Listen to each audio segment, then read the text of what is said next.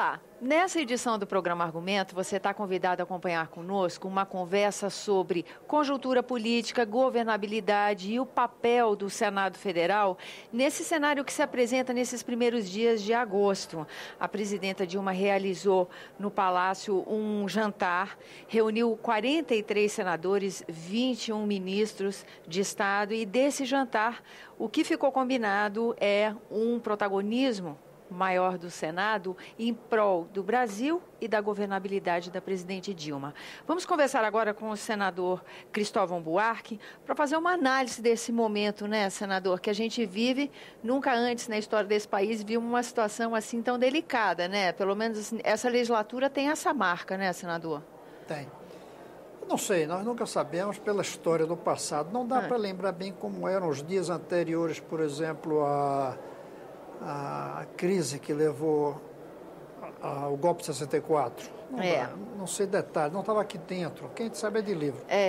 Mas eu tenho a impressão que talvez nunca tenha sido tão grande a crise, porque ela junta uma crise muito forte na economia e que vai aumentar, porque depende de alguns fatores externos. A gente vê a China desvalorizando sua moeda, coisa que nunca fazia, os Estados Unidos aumentando a taxa de juros, aí o dólar vai daqui para lá, aí aqui provavelmente vai subir ainda mais a cotação, o desemprego, a baixa poupança do Brasil, coisa que eu tanto falei aqui tantas vezes.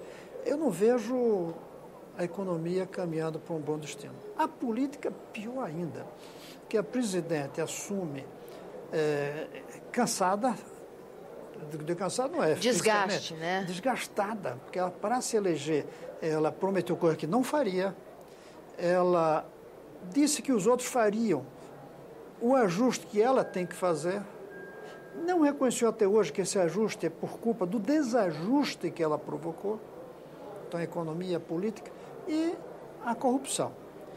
A Lava Jato, a apuração de crimes, a descoberta disso é uma coisa muito boa para o Brasil.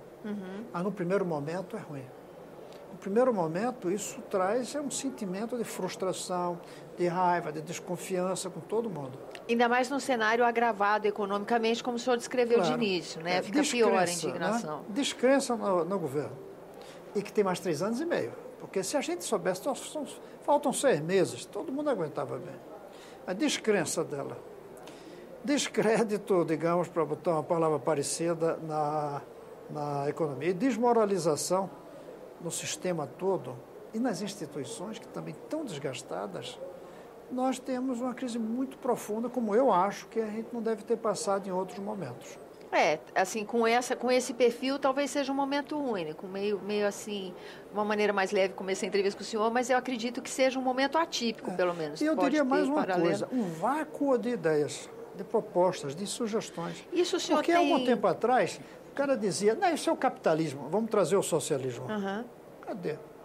Ou disse, não, isso é uma crise do momento, vamos ter o desenvolvimento. Cadê?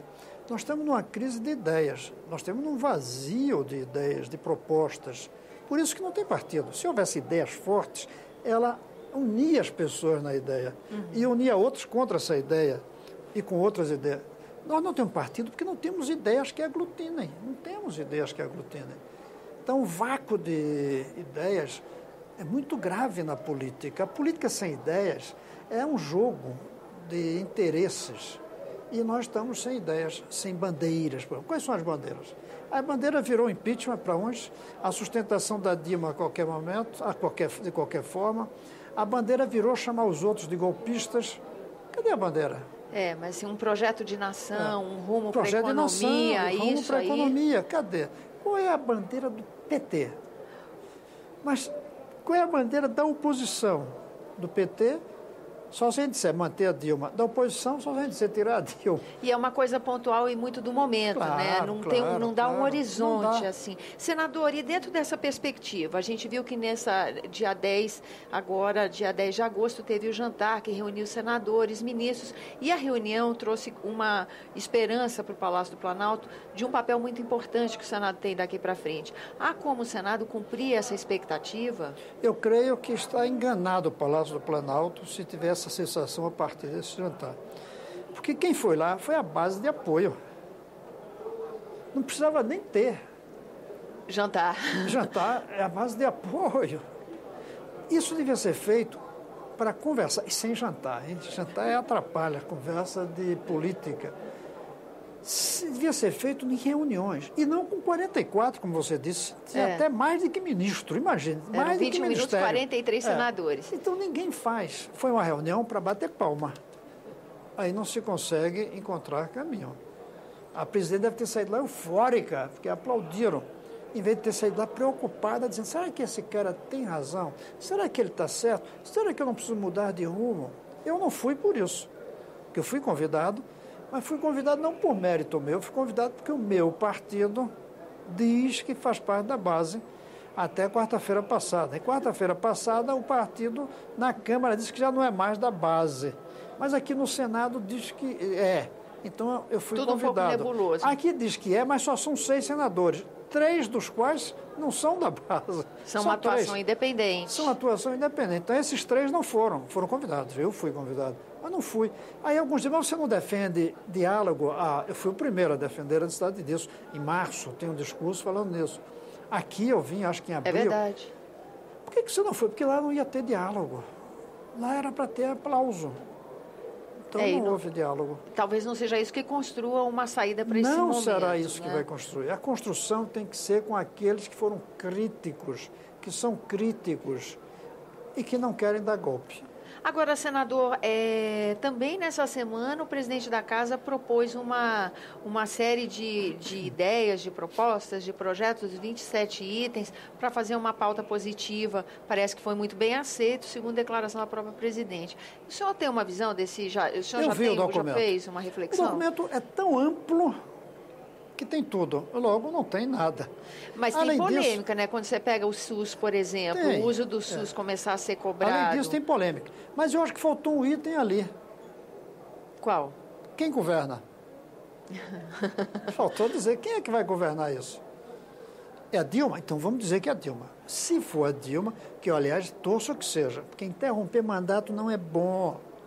A gente tem que dar sustentabilidade. Mas se for isso, tem que dizer como e para quê. Não entrou essa parte. Qual é a governabilidade para que a presidente Dilma continue? Isso faltou.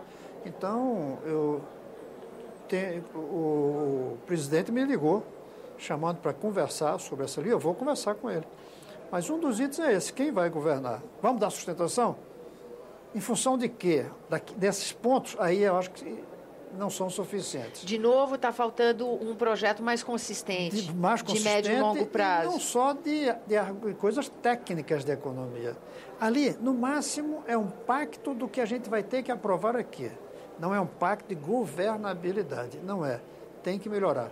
Senador, como fica a atuação do grupo independente nesse momento? Nós estamos conversando muito. Pessoas pelo menos 12 senadores aqui. Nós não temos nada registrado e marcado formalmente, mas constituímos um grupo de pessoas que tem, por característica, preocupar-se, todos eles preocupados. 2, nem são do Fla nem do Flu, que hoje domina a política brasileira, que é o PT e o PSDB. Essa dualidade que o senhor tem advertido em plenário, que ela não constrói projeto, ela não constrói um horizonte. Olha, né? gente, futebol é para fazer gol. Política é para fazer consenso. Se você faz política querendo fazer gol, não vai dar muito certo. Você tem que ter mais votos no dia da eleição. Passada a eleição, você tem que começar a construir caminhos na sua linha, porque o eleitor lhe deu uma linha. Não é para transigir com a linha, mas trazer gente que apoie isso. E isso não está acontecendo. Isso não está acontecendo, nem de um lado nem do outro. Então, é um futebol que, às vezes, eu pergunto, será que é fazer gol ou é só para chutar a canela do outro? Primeiro, política não é futebol. E segundo, futebol é para fazer gol. E a disputa que está aí é para ver quem quebra mais perna do outro, claro. Não é muito construtivo. Mas, mais uma vez, esse grupo dos independentes, os 12 parlamentares aqui da Casa, assim, vocês refletem sobre uma atuação, uma estratégia de atuação que alavanque a discussão para outro lado, que não Fla-Flu? Claro. E esses 12 eu não vou dizer todos, mas há uma ideia de que a gente deveria conversar sim, deveria conversar de preferência com o vice-presidente, que é o coordenador, não com o presidente, que é uma instância muito superior, deixa ela ali. Vamos conversar com aquele que é o coordenador, que na verdade deveria ser um ministro, mas ela escolheu o vice-presidente. Então vamos conversar, há uma intenção disso, e temos pontos que eu gostaria de conversar na defesa de dar uma continuidade ao Brasil sem interrupção da constitucionalidade. Vamos fechar nossa entrevista falando desses pontos? Dos nossos pontos? Vamos. Tá. Primeiro ponto é a garantia da democracia. Não deixar perder isso. O que significa prestigiar as instituições fazendo que elas funcionem bem. Segundo, é preciso um ajuste. Então vamos apoiar. Agora esse ajuste não pode sacrificar os pobres e nem a infraestrutura, porque senão a gente dá um ajuste e o país vai ter que recomeçar tudo outra vez. Terceiro ponto, nós temos que trabalhar na direção de que, passada a Lava Jato, primeiro, que a Lava Jato tem que ir até o final, que a corrupção tem que ir até o final. E terceiro, que passada a Lava Jato, a gente tem que ter ideia de para onde queremos que o Brasil vá, que tipo de desenvolvimento, que rumo nós queremos dar ao Brasil. São 3 pontos que nos unem. Essa é o que é uma coisa interessante. A gente tem que partir do que é que nos une. Com certeza. Para depois discutir como é que a gente discorda. A primeira é o que é que nos une? Vamos querer manter a bandeira? Vamos querer manter o hino? Vamos querer manter a Constituição? Vamos querer manter os avanços sociais?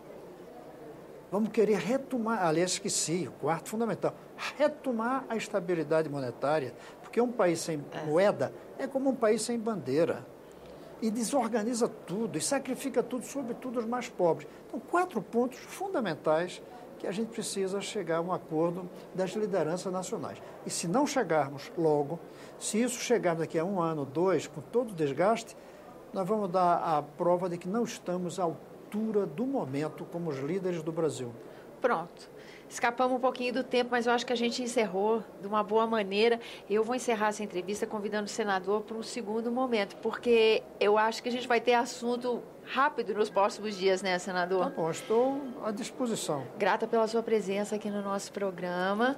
Obrigado. A você que nos acompanha, muito obrigada pela atenção. Lembro a você que você está convidado a fazer sugestões e críticas ao trabalho da TV por uma ligação gratuita 0800 61 2211. E quando você quiser rever esse ou outros nossos programas, um endereço eletrônico senado.leg.br/TV.